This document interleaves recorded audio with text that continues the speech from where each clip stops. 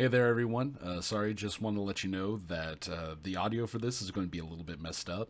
We had everything set, we had gone through tests in OBS, and somehow, the next time we pressed record, even though we had confirmed it twice over with test footage, it reset the microphone. So this will be a little bit messed up. Our audio is coming through, or my audio is coming through my headset rather than the actual microphone.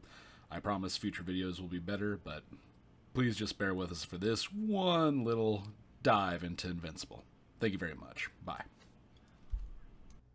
Hello, everyone. Welcome to Fos. I fucked it up. First jump. This is how we mean to go on. Ferro watches, basically a podcast for movie nerds on a movie YouTube channel that are about to talk about movies and TV shows. Ah, man, we fucked it up twice. How did we manage to do that? We're keeping the Is it take. fucked up? We're going forward with it. Oh, okay. Keep it rolling. We're doing it live. Well, I'm rolling. All right. I Well, am I'm Alex, Farologic. but I'm My name is still Cole. I'm joined. Oh, we did it again. I'm joined by Alex. That's me. What's you actually have a Genshin themed podcast. Is that still going? No, not currently. We've taken a hiatus. That's fair. I mean, But, it but is Genshin. We can only talk about how cute femboys are for so long. true. That's the trouble we ran into for sure. But I mean, fair. What's the name of it? That way, whoever ends up being interested can see you too, because they might actually uh, hear this and say, "Oh, this is a guy with cool opinions." that was the Hangout Quest podcast. The Hangout Quest podcast. Perfect. Yeah. All right. So, you and I, to introduce people, have basically been media scholars for several years. And by that, I mean we would stay up until about 4 o'clock almost every Friday talking about TV shows that we were watching, which at the time was almost exclusively Game of Thrones, Steven Universe, and Avatar, the rewatching of Avatar. I guess at that point, Legend of Korra. Yeah, I'd And say no, go yeah, ahead, go for we're it. like typical movie guy millennials. So that's kind of my the way I describe it. Like we've seen a lot, but also mostly mainstream stuff. but like more than average, but still millennials. Right, But interested enough in movies to watch The Platform and The Platform 2 on Netflix. Not interested in movies enough to ever go back and watch fucking Hitchcock films because we just think that we do it better, which we do. yeah, debatably for sure. I, like debatably with strong arguments for. I mean that's nobody could ever say that ceramics have gotten genuinely worse going forward. The good stuff might be less populous per capita, but now we got more good shit. The volume is there. We're working with the law of Yeah, large I mean, true. numbers. All right. Well, in that, even though we talk about movies all the time, we almost never end up actually trusting each other's judgment on what to actually watch. And I say that we've done better. We have gotten to the point where we actually will eventually get to stuff that we've suggested. But I think that you tried to get me to watch the TV show Maniac for like 2 years before I like buckled down and watched it. Yeah, something like that. That's definitely my favorite like series of all time. It's a Netflix series with Jonah Hill and Emma Stone. I heckin' love that series. Or it's a mini series. It's got one season. Yeah, You should go watch it. it's Anyone fantastic. Yeah, listening? that I can concur. We do agree, and we have in this age of streaming and kind of getting our budget's worth, our money's worth out of streaming services and actually using them rather than just letting them linger on our parents' credit card. Uh, we have made a little bit more of an effort, and recently you were the one who made that effort to watch something that I suggested. Yep. I'm not typically a fan of the genre, but you suggested Invincible to me, and I Uh, went and watched that. yeah, that's we Gosh, you fucked up one of my bits. You fucked up one of my bits, Oh, and jeez. it's not What your have I fault. done? I was going to be coy and say today we're going to be talking about ba da da da da da da. My bad, my You bad. see, you see. I see. Yeah, yeah, That's yeah. yeah. We watched Invincible. Those unaware somehow, basically realistic quote unquote superhero genre, focusing on a young man getting Superman powers, but his dad is J. Jonah Jameson, therefore racist and wife beater. Not entirely true, but pretty close. I feel like the spirit's there. He would do it. He totally would have, if not before the events of Invincible, which, obviously we're not going to give a synopsis, or I guess we will give synopses. We won't give summaries of the plot. We will, spoilers be warned here. We are going to be talking about the things that actually ended up happening in the show. And I wanted to get first, I guess, your thoughts on the show. How do you feel after you finished 3 seasons in like 2 months? Yeah, I mean, I like the show. I like the. I think that it's got some strong points and some weak points, or like aspects, I guess. I think the strongest part of the show is like the relationships and the dialogue. I am still not a fan of the action, I guess, for the most part, and I'm more interested in, yeah, like I said, the relationships of the characters and stuff like that. I think that there's a lot there. I think it's pretty strong. Like I said, I think that the relationships and the dialogue, or maybe not even the dialogue, but the topics it chooses to like spend its dialogue on is really fun. I totally agree. And whenever you say you're not a fan of the genre, are we talking superheroes? Are we talking like dark superheroes? Like, Yeah, well, I'd say actiony. I think so. When I say the genre, I guess what I mean broadly are series where a significant portion of the runtime is action. I am okay, typically not a fan of because, and I think it's one of the weak points of Invincible is that it's typically boring and because we know what's going to happen, and I know that there's a lot of arguments against it, and like I'm not like hard line on this. I like action as much. I like action sometimes. It's just that it takes up too much screen time, especially in a series like Invincible, where I would argue that it's kind of a one trick pony where Mark kind of gets beat up and then beats the bad guy in the end, and it's almost more frustrating in Omni-Man in Invincible because it's so violent, and it's like there's fewer restrictions on like what can be happening, but it's the same thing happens in almost every single villain fight except for and it, it the, does some things very well with the action, like with Omni-Man, for yeah, example. Uh, whenever tough love parenting gets too strong, yeah, the yeah. fucking old school like abused Gen Xers wet dream for parenting. I'm That gonna beat I my kid and then agree. I'm going to grow as a person. Yeah, I obviously it's got some standout. I would say it has a few standout villains and standout action scenes, but the show largely is a villain of the week or like villain of the episode series where the same thing happens every episode where Mark goes out, gets beat up, and then ends up winning. And it's that's boring and annoying to me. I think. But Oh, go ahead. it pays off sometimes. It pays off sometimes, obviously. I think what you said is really insightful in a way that I hadn't originally, I guess, noticed. It's interesting that you say that you're not as big of a fan of action. I know the context of this, but for those who don't, I'm actually the one out of the two of us that tends to like hate thrillers. Like I don't like the Mission Impossible movies. I shouldn't say I barely let you talk me into watching Tenet. Like you drug me into Oh, Tenet, true, yeah. kicking and screaming, and I ended up Mhm. loving Tenet because I feel like Christopher Nolan finally hit a stride with that one.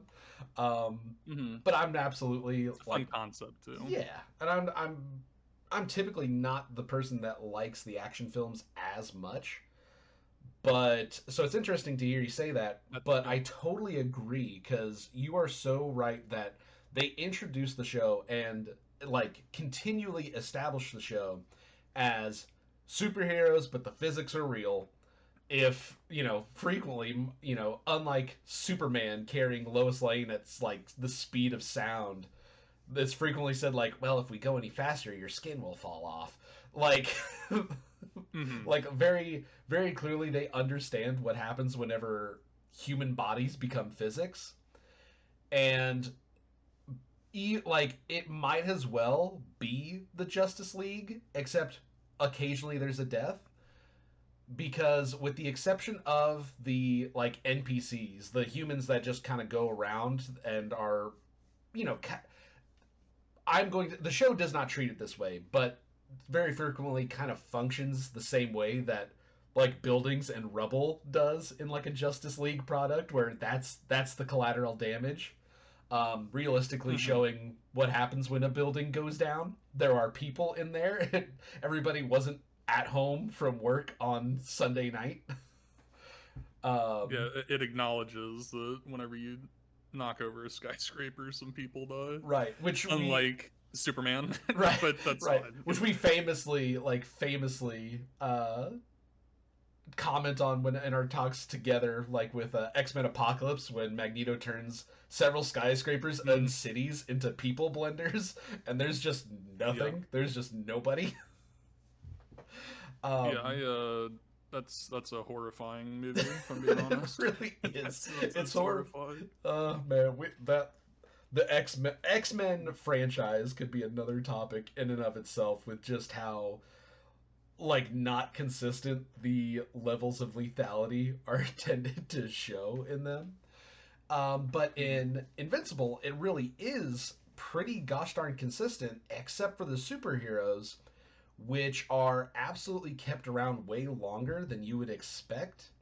I mean, they've Primarily, got some main character syndrome yeah, and even the or side plot armor. characters get some plot armor, including ones that in the original source material absolutely fucking died.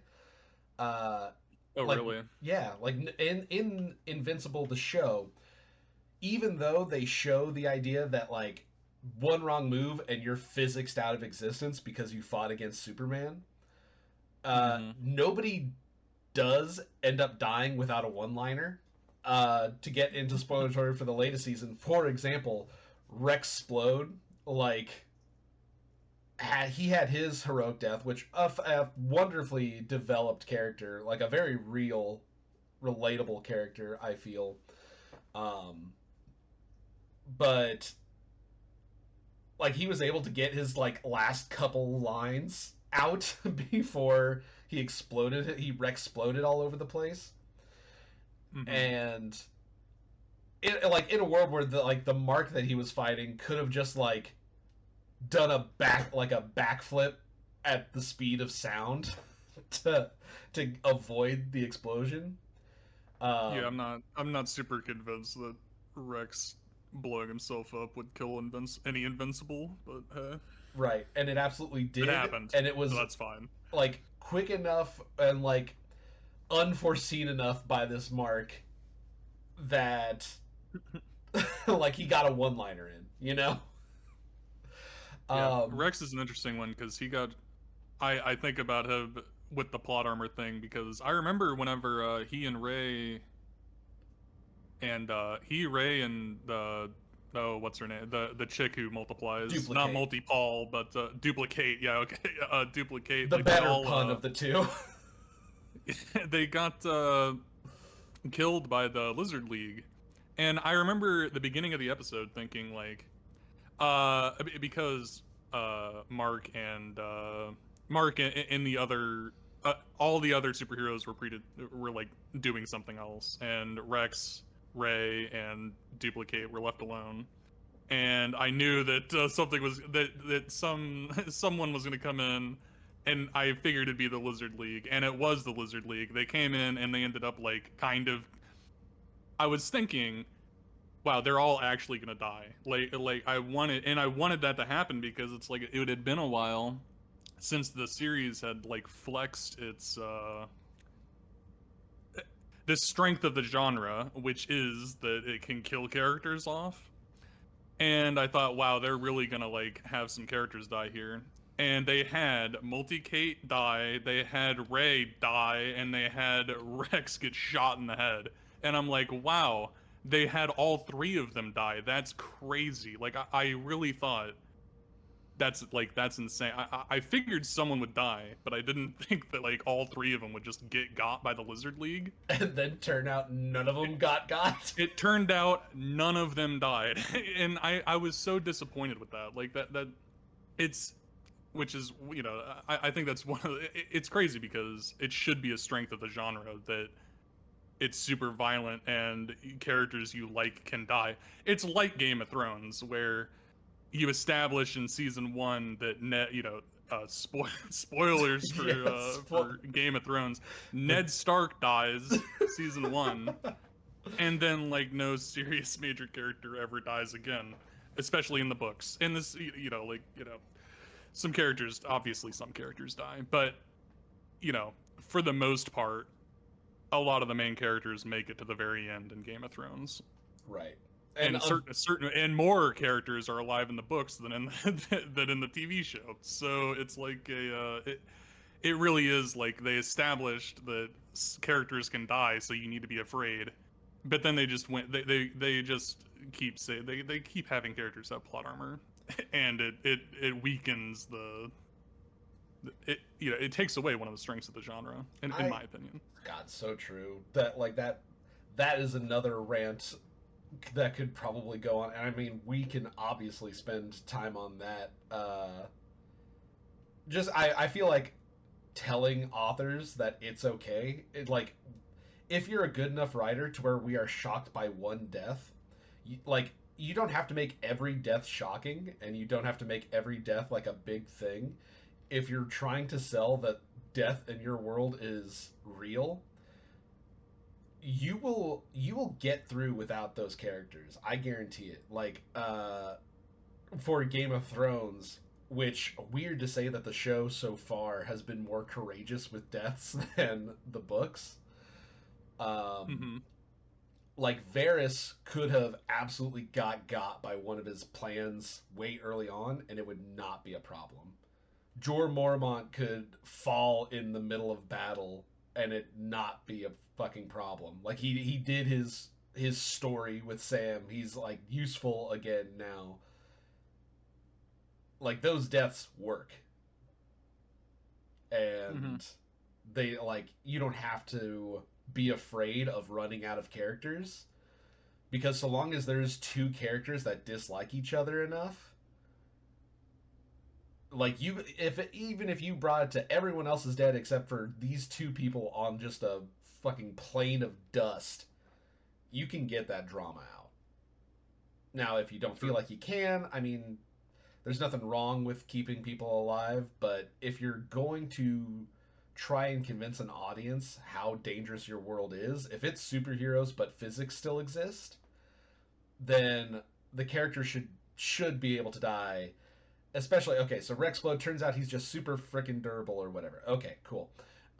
Duplicate, well, we can't get rid of these characters. It goes away too much from the source material, and also, why would she not just have one of her clones? If the clones don't have to come back to her alive, then she would obviously just have, like, a clone around. Yeah, it makes sense. It made sense that Kate lived. That was a good twist. Totally true. Did you know Shrinking Ray in the comics for Invincible is just fucking eat? Like, he's just digested. Like So in that scene, like they brought so Duplicate, which is Dang. Shrinking Ray, Shrinking Ray, which is a dude. Like he in the comics, he's just Shrinking Ray. My name's Ray. I shrink. Oh, I'm gonna he go got ginger inside bent. of Lizard Dude and a Komodo Dragon, I think his name is. Blow him up from the inside.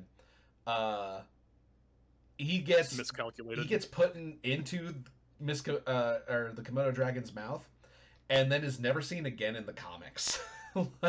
like he's absolutely funny. fucking digested. Which is side note is one of my biggest fucking horror like the idea of being slowly digested in a creature big enough to where you're not like suffocated by the constricting muscles. Like swallowed by a snake, I not mean, scary because I'm going to suffocate. I get it. Swallowed by like a fucking monstro style whale where I'm slowly being digested at like the rate of a couple inches maybe per hour. Horrifying. that's tough. That's the magic school bus. Put that fear in you, dude. I I, can't believe it. yeah, it's simultaneously one of my favorite genres. Like the Magic School Bus, just hey, we're going to discover the wonders of the human body. I think it's called a wondrous journey, which was the inventor of the trope. As we've shrunken down. I love the trope of getting small enough to where you have to like fight bacteria with a harpoon. I also Osmosis can't. Jones. It's like, but it also like has to be in a world where physics aren't real because the acid must be at most enough to like eat away your clothes about as fast as fabric softener and no faster. It cannot be any more dangerous than that. Mhm. Otherwise, it's just like the biggest fear in my entire fucking life. But That's yeah, cool though. I like that Ray. After you say that, you know what? So I know I just complained that Ray and Rex like should have died in that scene, yeah, and I here goes stand our by that. integrity. They should be dead. But I do like Ray and Rex's like relationship after that. So I do agree with that. I feel like that could have been like you could have just made Shrinking Ray like from the TV show her own separate like shrinking character or whatever, or just another like squad. Like there are plenty of new characters and plenty of characters that got smushed and combined, and you know it's a television adaptation. It's gonna happen. Um, I feel like you could have easily done that with just yeah. We also survived that. I didn't, but like either way, you could have had somebody else get eaten and had the exact same, or just killed and had the exact same emotional development with Rexplode. I like yeah, just the platonic relationship between Eve and Mark and Rexplode. What I feel like was plenty to carry him without having to undercut deaths in the show. And maybe it didn't undercut it a ton. In fact, I would say it probably didn't undercut it a ton because I still ended up really liking the show and feeling like shit was a danger. But there absolutely are characters that are given a ton of plot armor for reasons other than the Viltrumite. I'm going to say like emotional disposition towards sadism, which saves a lot of hmm characters, and I feel like very effectively. Um, so yeah, kind of going on. I feel like your critiques of the genre, and especially one that says, "Look how dangerous the world is," but also most of us live season to season, is totally founded. and I like this show. I should point out, like I got my criticisms, but I like it a lot. So. Yeah, yeah, absolutely. Like there are very few shows that we go through with like unscathed. You know, every Avatar That's has right. its Great Divide episode. You know, That's um, right. I actually didn't make it to you in time for you to like be more than halfway through Invincible.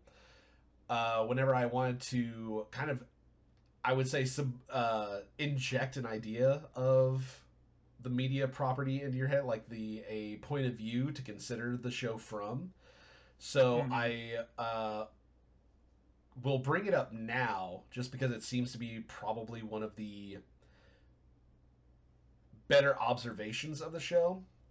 It is clear that the show tries to go forward on nature versus nurture like an absolute ton, especially with the multiverses and showing how many of the different marks are like decent, or if they got Viltrumited, or if they're even worse than most Viltrumites. Looking at you, a canonically titled sadistic mark. like, like whenever you're the sadistic character, the sadistic version of a dude that like execution style karate chops lines of prisoners. you earn that title. Yeah, to earn that label, it's pretty nuts. um, but how much the show, and I believe the comics as well, kind of fixate on the true hero of the universe being Debbie, Mark's mother.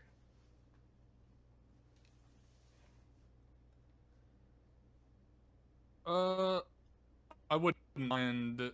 I wouldn't argue much against that that argument, I guess, because I like Debbie a lot. I think she's definitely one of the better characters. So I like, for example, I like her she kind of says it whenever Levy is yapping to her. She's like, yeah, well, the rest of the marks didn't have me for a mom. She like says that. She said something like that. I can't remember the exact line, but she says that as she's fighting for her life against Levy. Yeah, and I But think she also says it to Cecil at one point. Is like the reason that Mark's not evil is, or I believe she mentions a similar thing about that. And it's even like a character arc for Mark to like trust his brother because his brother's being raised by his mother. sure, yeah. Yeah, I mean, And I like her. I like the. I oh no, continue. go ahead. I was just going to say that the gosh, I forget the name of the race, but it is clear that Omni Man has a really good sense of like people and insects that are going to be good mothers. Like he Shut up. for Okay. for what for what he's worth, he knows how to pick the what he envisions is what he says he envisions are basically brood mares. So fucking wild. Yeah, fuck Omni Man. Fuck Omni Like, Man. Yeah. whatever. Will they ever forgive Dad? I'll never forgive your father, Oliver. Your father's a fucking psycho. He turned your I brother like into a baseball bat. I like Debbie being such a hero. It's great. But I'd say this brings me into one of my other criticisms of the genre in general, and this is superhero genre in general, not just these guys. And to be fair to them, I'm pretty sure that this comic came out like 2000s, so like it's not they couldn't have known, I guess, how saturated the multiverse like stuff would be these days.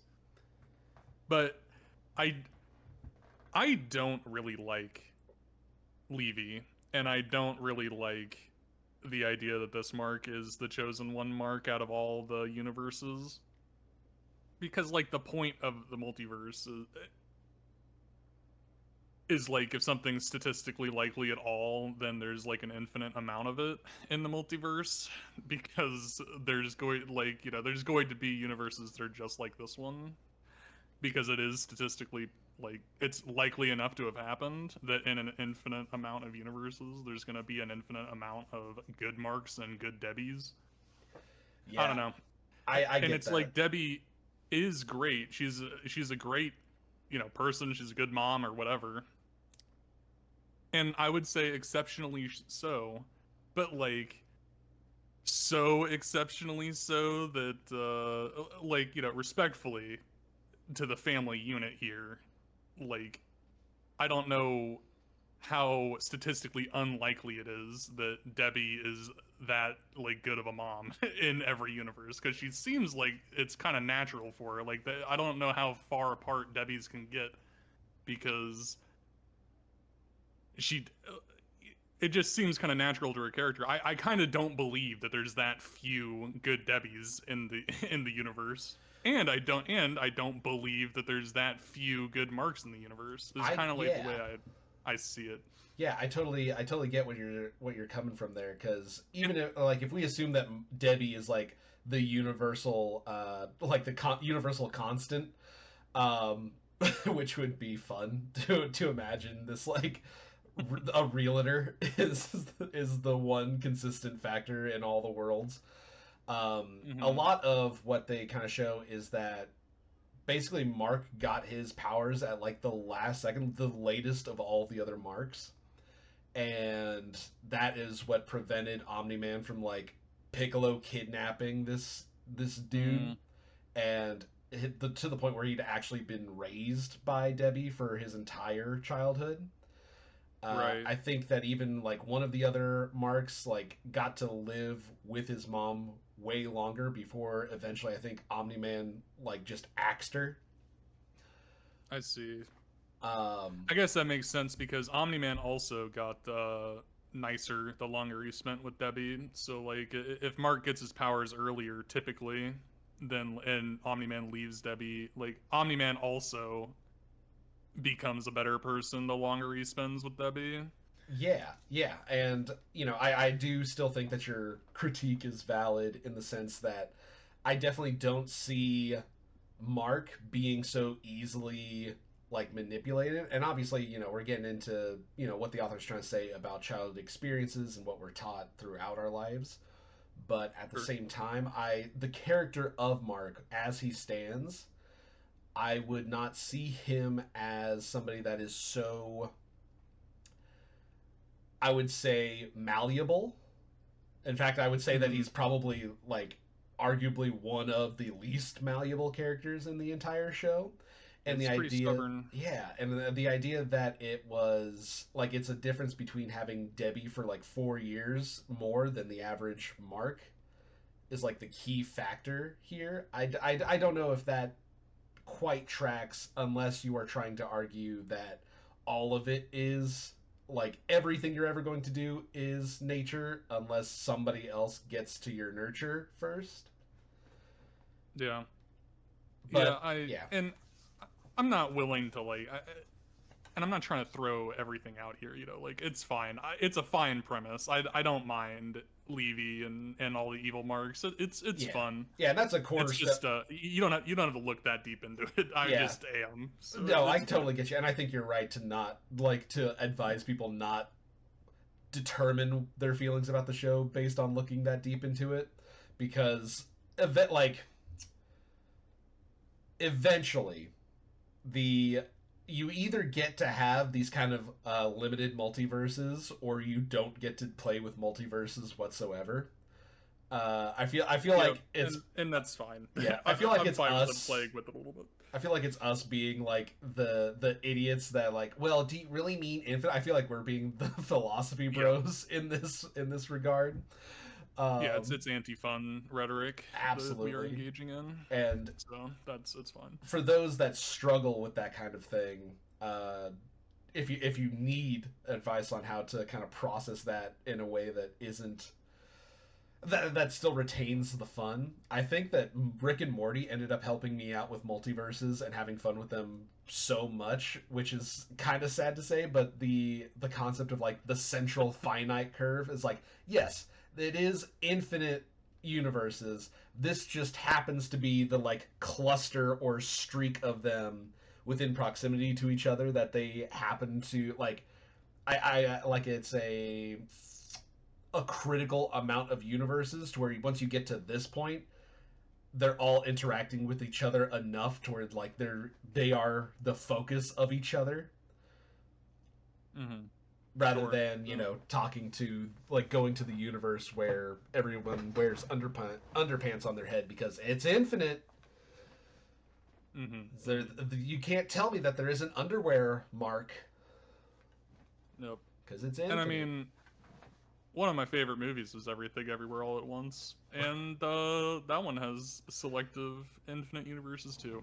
So In a way, I it feel like that was fun. ironically ends up being the best argument for like just saying that the infinite universes are coming together in some arbitrary fate driven way.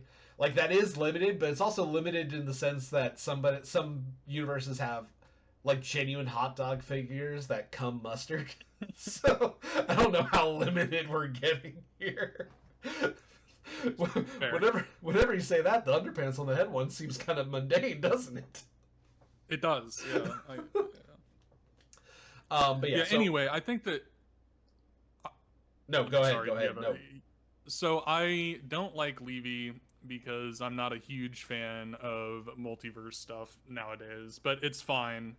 And I think that I kind of don't forgive Levy because he steps on the toes of Powerplex, and I think Powerplex is like the better version of Levy because Levy's got like a annoying anime like reason to hate Mark because of like the multiverse Levy's ruining his mind or whatever.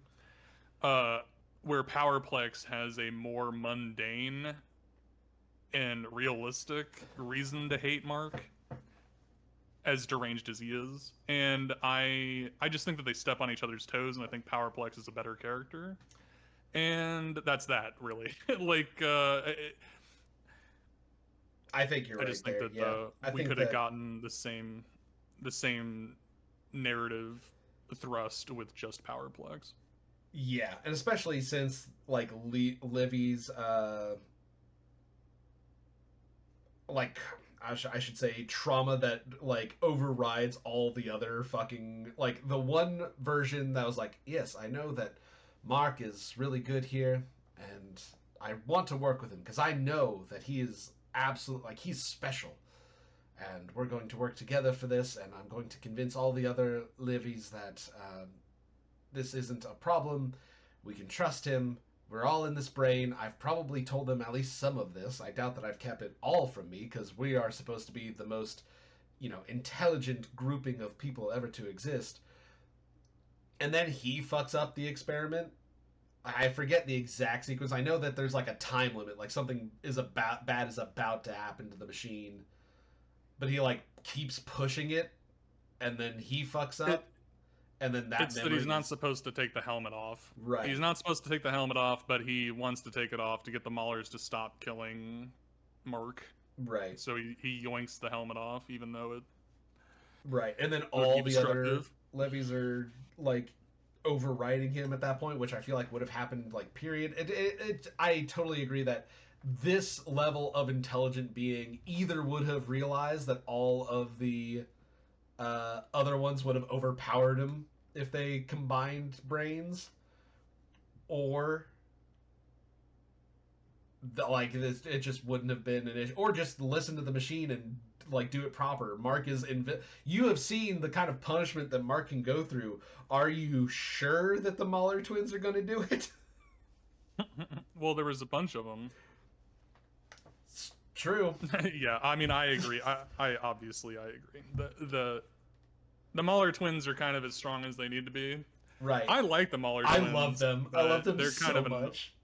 They've got an annoying power level though, and Mark has an annoying power level because I feel like sometimes Mark can kill like sometimes. It's a good example of a villain who's exactly as strong as they need to be for the narrative because the Mauler twins are not that strong. I feel like, like we recently saw the actual like moment in the comics and in the show where Mark like actively decides, okay, I like the problem is that I hold back for the first punch, and because I'm trying to convince people that death isn't the answer. But the problem, and you will notice this in most fights, is that if you hold back for the first punch, especially if you hold back in order to receive the first punch, it doesn't work in anime terms, or at least, it shouldn't work in anime terms. Sometimes it works in anime terms for Invincible. I feel like less than most properties, but it still absolutely works, where if you punch, for an hour at 30% power, your next 100% shot is probably only about half as strong as you were at the beginning of this fight. Like, endurance is a thing. Endurance is a really big thing. And when like we have seen the moment, or the presumed moment, the claimed moment, where Mark goes, "Oh shit, I almost got my girlfriend killed and my brother killed because I didn't take this seriously from the beginning." Up until now, it was mostly either like other non-attached superheroes or myself that were in danger from holding back, and I can accept risk for myself. In fact, I demand risk for myself, but I can't demand other people take those risks, which I feel like is a really cool and really like scary character growth for any superhero. I mean, anytime that Mark does make those moments, and we see Omni-Man like witness this, he knows, he's commented on the holding back shit several times. Mm. Uh, it's really scary as an audience and for Mark to make those decisions to stop holding back, because he sees the universes of him that don't. He is the also currently the only Mark that holds back for anything other than the Viltrumite tendency, the urge to be sadistic and play with your food. And I'm hoping that it actually does like continue forward. I'm hoping that we see like the actual fight that occurs between top tier threats whenever Mark isn't waiting for the anime power boost at the end. Oh yeah, absolutely. Which, to be fair, like almost every time he's gotten the anime power boost, he's still absolutely lost, which is why I'm way more forgiving about it in this show. Like, he gets saved by other people all the fucking time. And that's good. Like, if it, like, later in the comics, it'll basically, there will be a moment where it's like, you don't understand. Mark doesn't like fighting, and he's never fought just because of rage. He's always tried to give you the benefit of the doubt. He's done with that now. Like, it's a real, like, Rock Lee dropping the weights scenario. Mm-hmm, mm-hmm. And I'm excited for that. Yeah, I guess my complaint, and this is another complaint I have with Levy, is Mark's interaction with him in season 2 or whatever, where he thinks that he's killed Levy. I think it's annoying that he didn't end up killing Levy, because that was like we literally dropped. So Mark comes to the realization that he would rather kill Levy than risk his family's life, or whatever. So he makes the decision kind of to kill him. And he gets bailed out of that. And Levy, so he doesn't really suffer a whole lot of consequences other than the trauma he experienced. And then Levy also lives and doesn't suffer a lot of consequences. And all of that is in service to him coming to the same conclusion at the end of season 3, that he would rather kill Levy than not. And he doesn't get to then either. Like it's like he's learning. He's already learned the lesson, and he's learned it twice. And Levy hasn't died either time. And I don't know. I don't understand why that's happening. Yeah, I like the art. Like, I like just like what you said. Like, I like that it's scary to think that like I think it's annoying whenever the main character is a goody two shoes who, Batman doesn't want to kill anybody. That's annoying sometimes. Right. It's kind of fun to see it play out in real time. Like, oh, this annoying teenager that, thinks pacifism is the answer. Like, it's fun to see Mark come to the conclusion that, wow, pacifism isn't the answer. Not technically pacifism, but like not killing people isn't the answer. I'm gonna start killing people. That is a scary thing to like see, and it's fun. It's fun to see him come to the conclusion. Like, it's fun to see him have my thought process. I don't know, like play out on screen. Like, no, I'm actually just gonna, I'll kill this guy. But then right. he doesn't get to do it, I guess, narratively speaking. It's weird. Yeah, and it's also he like pulls himself out of it too. Like he pulls himself away from killing people as well. The first person that he ever wants to confirm is dead is Conquest. Um, and he actually like goes to like double check, which I feel like that's a really good thing after the fucking Livy fight. Um, like he actually is going like this is the first person that I actually believe he would have like snapped a neck like of a body in a bag if he actually thought that Conquest was still alive. Which is another annoying thing, by the way. I think again, it weakens the genre whenever you explode Levy's head, but he still lives, and it weakens the genre whenever you explode Conquest's head, and I know he's gonna come back. Like it's annoying. I'm already annoyed at the recurring villains. Yeah. I am doubly annoyed at the villains Mark thinks he's killed and has killed, but just like because of magic they come back. Like that is just really frustrating and weakens the genre. Like I don't understand why they keep doing it. Right, especially whenever you've shown a prowess for making new enemies like just fine. Like there's not you Yeah, do not and have Conquest isn't. He's not that interesting. Like I don't even like Conquest. He is spectacular like, for a fight. You are entirely like, I'm like the truly sadistic Viltrumite. Yeah, that means nothing. Okay, watch. And then he shows us, and then we believe him, and then he can like he should be done. Now, part of that is obviously we're seeing some character growth for Cecil that's going to come through there, where it's like, oh, yes, I told Mark all about how we don't take care of all these people, which, you know, Mark basically pushed off most of his, like, killing and imprisonment duties to the government because he didn't want the responsibility for actually, you know, Multipol. Like, he doesn't want the responsibility for cutting the head off of all of the Multipol duplicates or whatever. He wants the government to keep them all contained.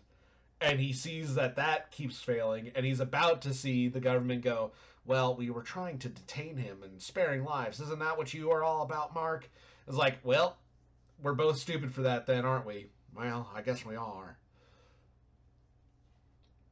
Because eventually the threats get too like I think that that's another thing like maybe something that the story's trying to tell maybe for better or for worse is that eventually the threats get too big to pussyfoot around. Sure. Yeah, I mean, yeah.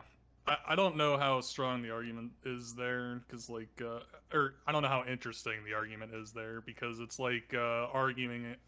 Like, I'm not a huge fan of capital punishment in the real world, but I think I probably would be in the case of Conquest. Like, I think I'd be okay with capital punishment for, like, a living nuclear bomb or whatever. Like, I don't. It's different. It can be different, you know? It absolutely is and can be and should be considered different. Like, I agree with you, and I think that there's like chances for like if there is a murder that occurs, I think that that murderer does have the chance to reform and actually make things better, even for the victim's family. I don't think I would take that risk if every single time we tried that, a dude could level a city. There's only so many cities. Can we take a break? Yeah, for sure. All right, I'll be right back. Sounds good. Meanwhile, we'll have our sponsored ad break. Brought to you by Square Apron. Square Apron, where you get to cook all of your websites. I recently found a recipe for some wonderful avant-garde niche food reviews and have decided to make a website. Oh man, look, that's good. And I don't even know how to make websites, but these recipes have made it easy. Subscribe now with code Ferro to get 20% off of Square Apron. Square Apron. Feed your website. All right, and we're back. Thank you, Square Apron, for sponsoring our channel with the advertisement for being able to bake your own websites. Let them cook. Let them cook. Let them cook. That's the tagline. Let them cook. Well, we've gone through quite a bit here, and I think it's probably most of what I would want to, like, introduce somebody with on Invincible. But we do have one character that I feel like we really haven't touched on, kind of saving the meatiest portion for last. How do you feel about Omni Man? Yeah, so I think Omni-Man is pretty cool. I like him. I want to start with one of the things I like about the series, in opposition to a lot of other superhero stuff, is that I'm usually pretty annoyed with the main character and his relationships, and I don't know, they just very rarely have interesting relationships or whatever, or things to say or whatever. Very rarely are superheroes like that interesting, in my opinion. And I love Mark's relationships a lot. You know, his relationship with his friends, his romantic relationships, and his relationship with his parents and brother. Like all basically all of his relationships are fantastic, and it's because kind of what I said at the very beginning, like of what the show like chooses to spend its dialogue on. Like Mark talks about his feelings. Like if he's got a problem, he's gonna talk about it with someone, whether that's William or Amber or his dad. And Sorry. I think that the relationships are like one of the strongest things that the show has. And it's not just Mark and his relationships. A lot of the people he has relationships with have relationships with each other. For example, Omni Man and Debbie. But through that, like you said, Omni Man himself is pretty interesting. Like Mark's relationship with Omni Man is awesome. I think it's really fun. I think that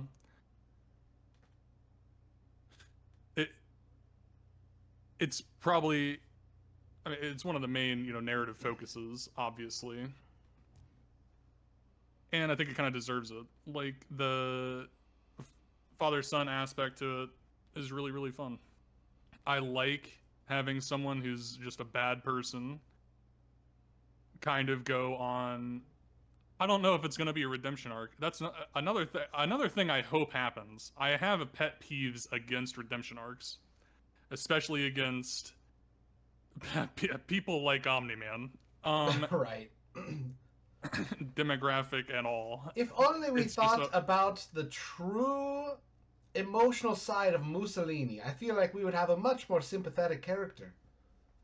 Yeah, it's just, I don't know, there's, as one of our friends would say, there's all these straight white guys walking around with redemption arcs that never do anything redeeming or whatever. And I really hope that I suspect that it's not going to be much of a redemption arc. I bet that Omni-Man, in the end, if I had to make predictions, not knowing it, I don't know any spoilers, I'd say that he probably will never, or he'll take accountability for what he's, like, the stuff he's done, but I don't think anyone's ever going to forgive him.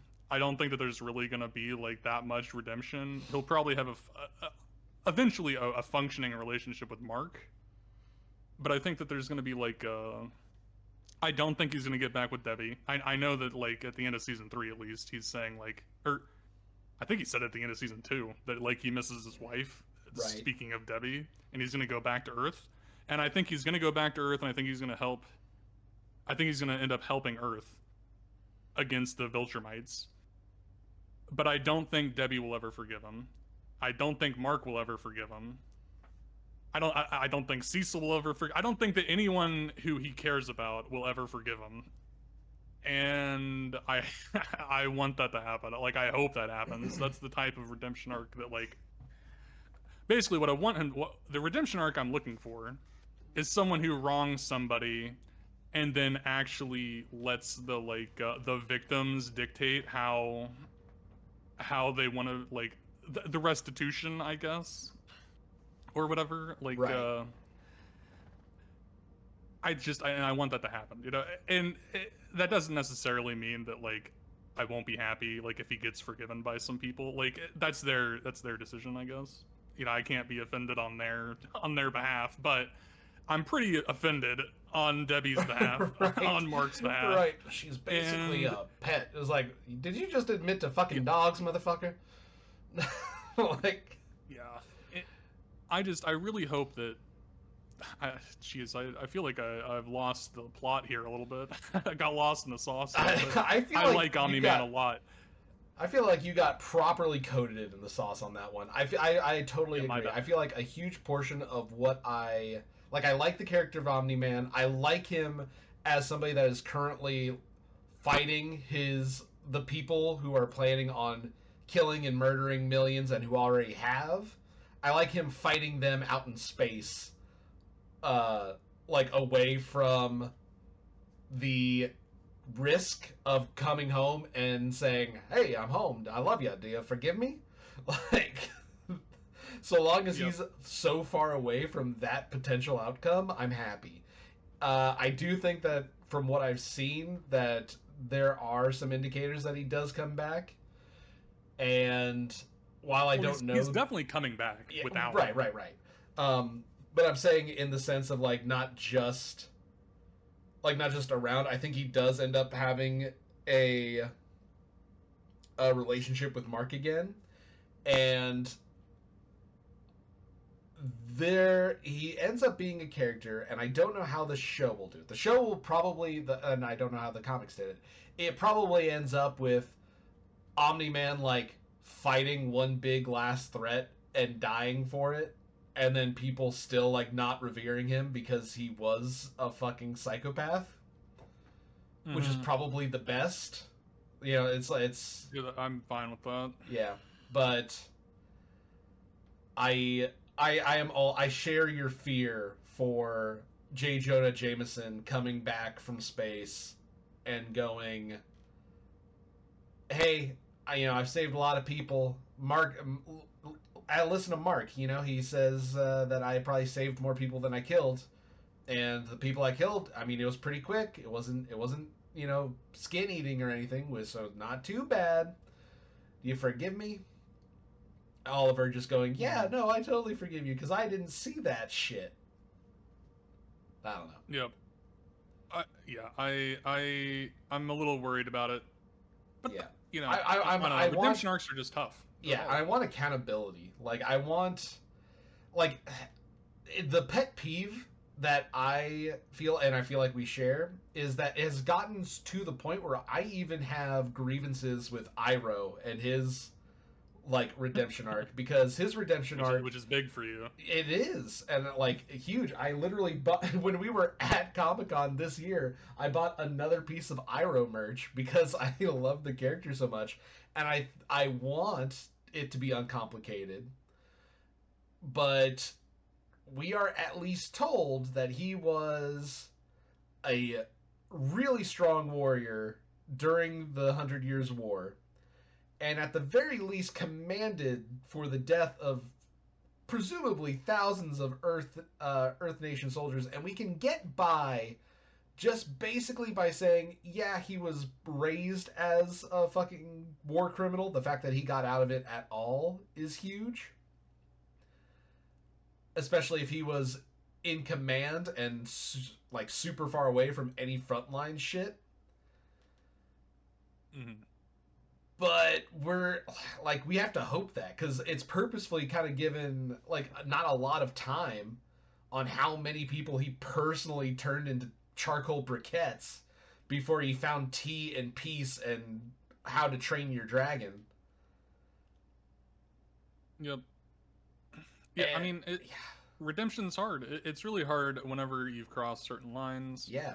I mean, the only reason that Zuko was saved was because he was a fucking failure. Like, the redemption arc for Zuko would not be great if he actually was a threat to anybody. True. Yep. And it's not that it's not that I don't like to see people change their minds on things. That's great. It's just, what matters is the narrative around it. Because like once the aggressors start like turning into like I'm never gonna feel sorry for Omni-Man Right. in whatever consequences he gets. I was really alone during our And space divorce after I called you a pet, and I meant it, by the way. yeah, yeah, and I really don't want to see, like I said, redemption arcs where people don't do anything redeeming. And I really think that like, for example, Debbie needs to be a big part of it, which I trust that she will be. I trust the writers a certain amount in Invincible. Not with everything though. Right. I don't know. Like there's certain things I really like about the series, and then there's certain things that I feel like they just really aren't that great at. Right. And we've been And hurt plenty before, even if it's not by the Invincible team. We've been hurt a lot uh, with that kind of shit. But I think that both your trust and your caution are warranted and earned. yep, yeah, I will. The relationships are better in Invincible than most uh whatever young adult superhero fantasy stuff. But it's not, it's still the genre. It's still the I don't know. It still shares a lot of the same weaknesses, and it's not, it's not fucking. It's not a masterpiece written by the best writers that ever lived. It's like it's fine. It's not that deep. Right. It's for fun mostly. Right. Which, Right. That's how media, I don't know how media is typically produced, rather than what we demand from it, which is make me feel better about my relationships in the real world. Fix me and the world, media. I don't want complex or even failed narratives. I want you to fix things. Yep. Well, Yeah, fingers crossed. I it like will. Omni-Man. I think he's a fun villain. I think he's one of the only. I think that, all things considered, I don't think that I like a lot of Invincible's villains. I think Omni-Man is an exceptionally good villain. And then I really just I think villains are kind of a weakness of Invincible. Like they kind of fail to. I don't know. I like Omni-Man, I like Powerplex, and I like not Machine Head, but the guy who takes over after Machine Head. God, I think his name's Titan. Fuck, I totally forgot. Could be Titan or dang. I think it is Titan because it's not the. He's just like the Colossus from Iron Man or from Marvel, but right. Not Colossus. right. Legally distinct. Yeah. Titan. Tough super suit, but a man. All right. Well, I mean, it's kind of to be expected to have villains that don't end up being super effective whenever you're facing off against. Dun, dun, dun, dun, dun, dun. All right. I think that that's probably where we can wrap this up. It's only been an hour of both praising and whinging about superheroes and people in tights. So I think that's where we'll end it here. Anything you want to add before we go? The Invincible's pretty fun. I like the series. I think it's really fun. I feel like I poo-pooed on it a lot here, but I'm kind of a natural fun hater, Right. So it's hard. It's hard for me sometimes. I mean, like some bullshit.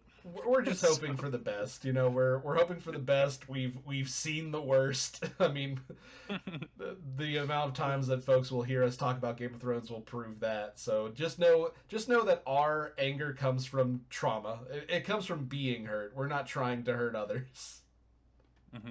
Hurt people. Right. So sorry. Well, this has been Ferro Watches. Y'all take care. Bye. Bye-bye.